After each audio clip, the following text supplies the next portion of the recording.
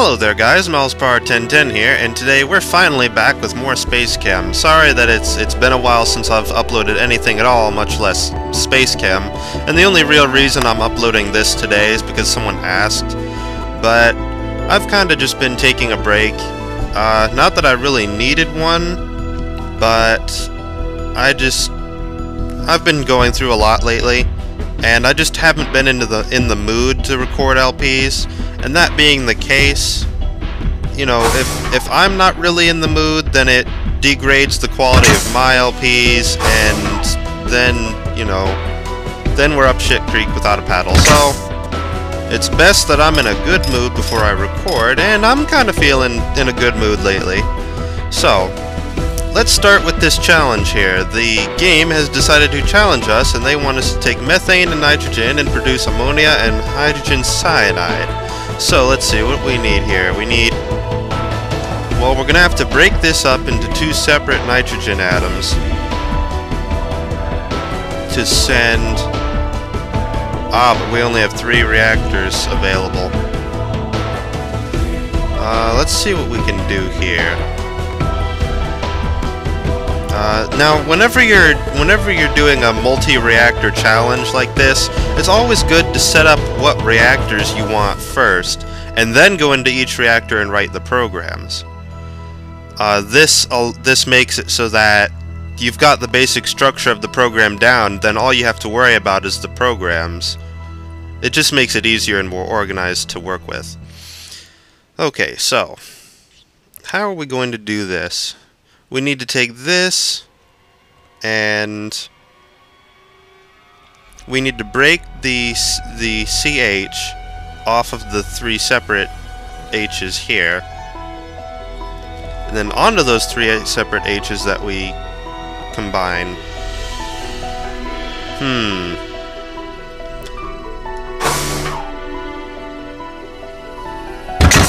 Okay, let's move this over 1.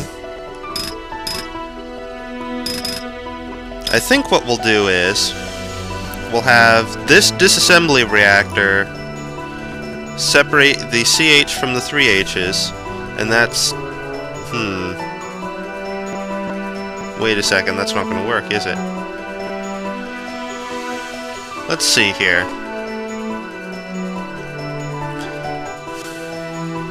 Well, we know we need to have this disassembly reactor here to separate these 2 nitrogen atoms, which can then be sent directly to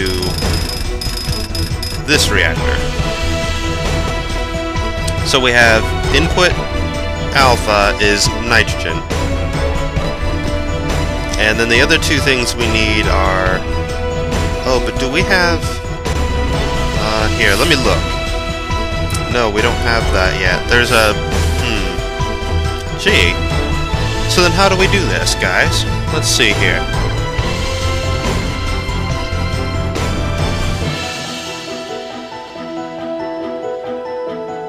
Okay, well how about this? Let's get rid of these reactors. No. Dang it. I think I gotta get rid of the pipe first. How about this? Let's actually get rid of these 2. What the heck? Would you get lost? I don't want you. Damn it, die. That's all I want. Okay, thank you. Now, how about this? Let's have one standard reactor take in the 2 inputs that we're given,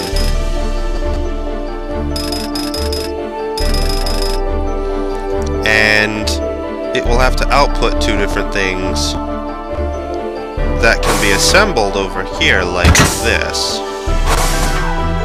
Oh, well, that's not going to fit there.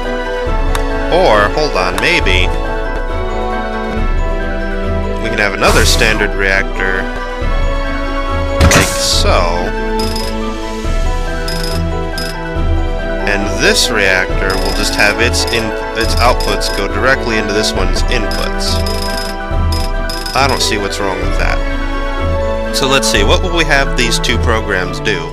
One will input nitrogen and output those in the upper output, and then then it will come around and take an input from methane And oh wait, we've got too many outputs now, don't we? Yeah.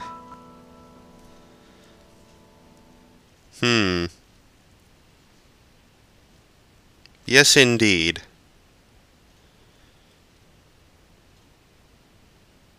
I might have to think about this for a while, guys, and get back to you on the solution.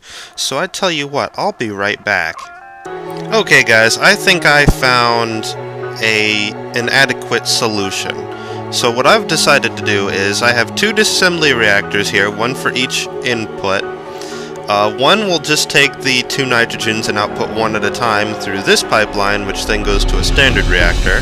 And down here, since what we need out of this methane is the three hydrogens separated to create the ammonia over here, and then the CH by itself to create hydrogen cyanide down here, what I've decided to do is if you take a look at this box here, for pipeline 4, first it's going to output the three H's in this exact pattern, just like this, and then it's going to output the CH.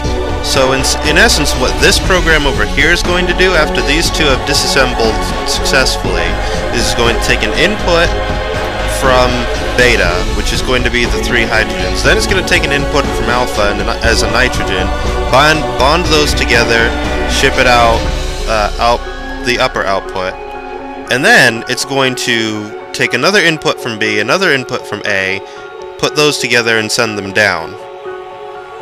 So that's what we've got. So first we'll just have to work on this rather simple debonding program here. All it needs to do is take these nitrogens and debond them. Not a problem. So we're going to have an input for alpha, and it's going to grab it. Then we're going to head on around, drop it there. Then we're going to need to give it a little bit of space for the unbonding commands.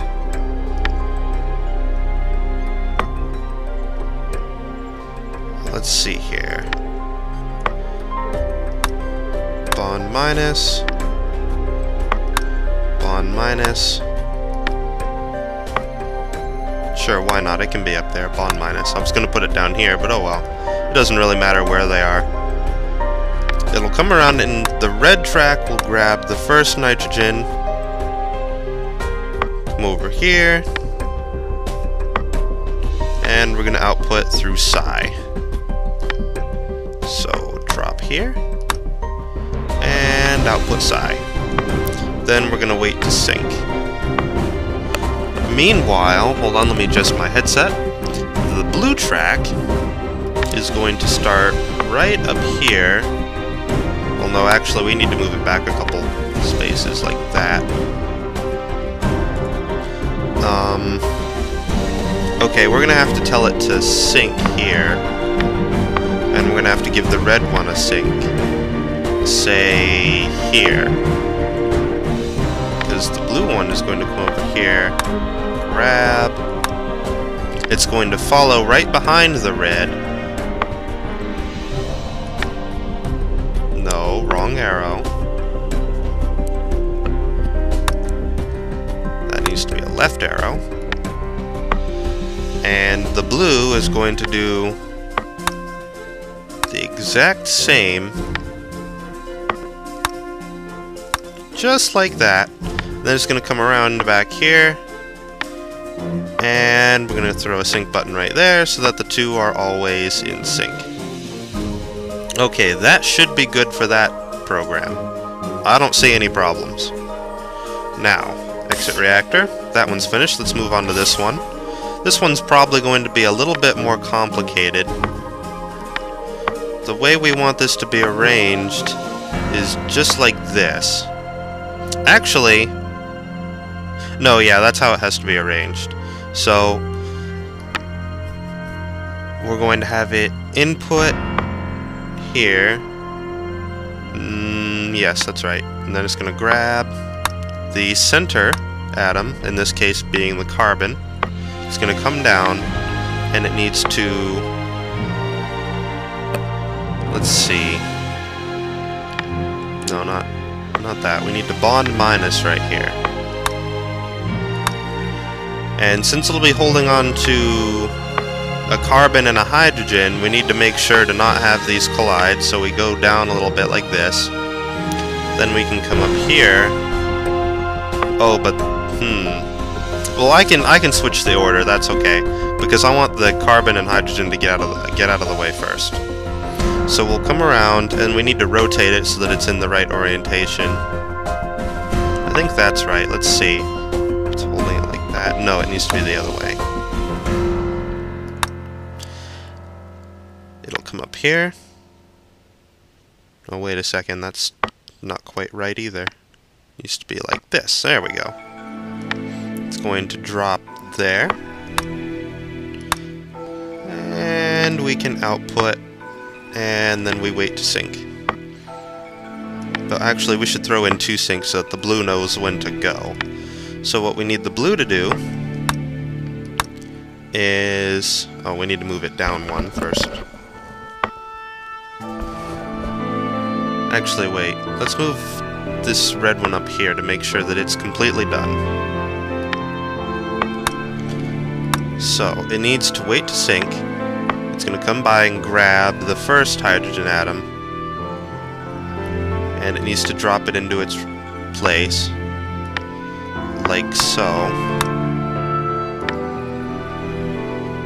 Then it's going to come by, grab the next hydrogen. Like so. It's going to come back around, drop it where it needs to go, which is up here. It's a long path that the blue has to take, but it's a little bit... this program's just a little wonky, so it's just going to have to work like that. And then it's going to come by over here, grab that last atom, go down to the right. Uh-oh, there's not enough space, is there? No. Not enough space. Okay. Let's just have this go the other way then. So it'll come around like this. There we go, and then we can get rid of this arrow because it's unnecessary. It'll go through, drop, take a right, go down. Then it'll do this, and it can sync right back there, right behind the start. Perfect. I don't see anything wrong with this, except that I forgot to put the output. Whoops. Oh, wait a second, and this isn't... silly me. That wasn't in the right spot. That would have been a disaster. Okay. Now the disassembly reaction programs are done. Now we've got the meat of the thing, the standard reactor over here. Okay, so wait, hold on. I need, for posterity, and to avoid my own confusion, I need to rearrange these. I need to put these like so.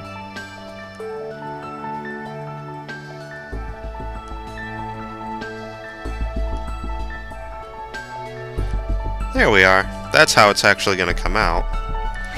So I need to make it noted like that. So what do we need? We need to have the track arranged, or the bonders arranged probably like this. Right? Yep, that'll do. Okay. So the first thing we need to do is the blue needs to input... Here, let's switch to blue.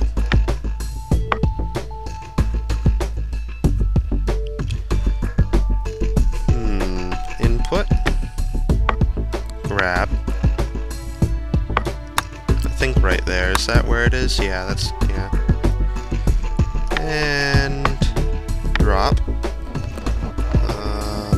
Needs to drop here.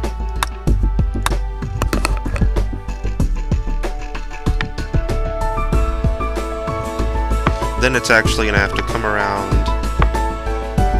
and later it's going to have to do another input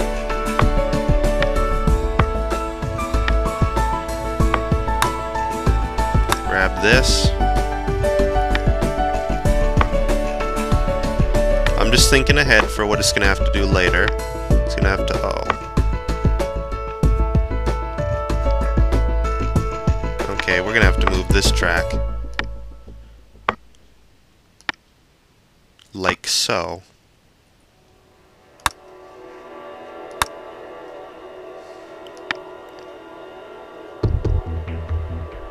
And then it can come around and grab this one.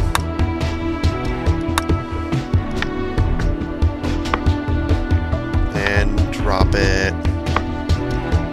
Gosh, what a needlessly complicated path. It'll drop here. And then we can just have it do that. And for the pre-start sync, we should have it there, or so. Okay, so...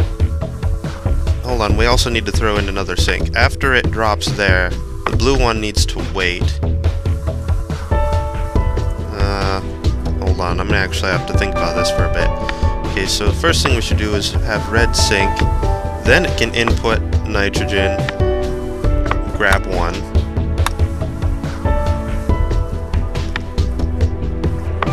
I'm having it go down all the way over there for a reason. Then it needs to come down here and drop that nitrogen. Oh, wait a second.